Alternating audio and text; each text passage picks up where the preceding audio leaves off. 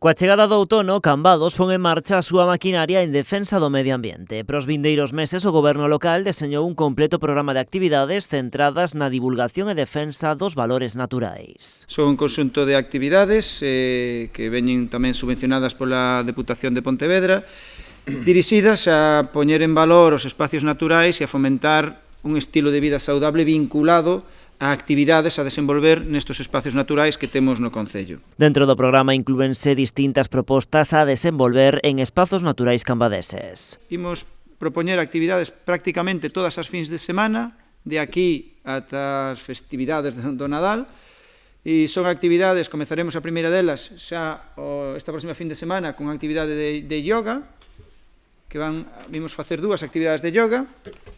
A primeira delas o sábado 25 de outubro na Pastora e a segunda o 31 de outubro en Covas de Lobos, nunha área de lecer que hai ao lado do río.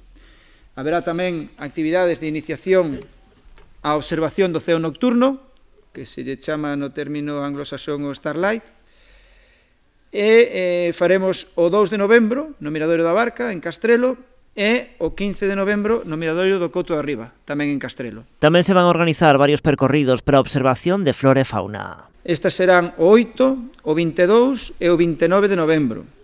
A primeira delas será na desembocadura do Umia, a segunda nas Telleiras do Facho e a terceira tamén no Miradoiro da Pastora. Todas as actividades son de balde, con inscrición previa e pensadas para un público amplo. Ademais, outra pata clave deste programa é a divulgación entre a rapazada. Pretendemos inculcar valores medioambientais e, sobre todo, de xestión de residuos aos escolares mediante un xogo que vos amosamos antes, que é un xogo que vamos a repartir entre os escolares de Cambados, donde se chama o xogo de reciclase e donde van a ir coñecendo os distintos tipos de residuos que se xeran nos fogares e como se deben clasificar a hora de tiralos.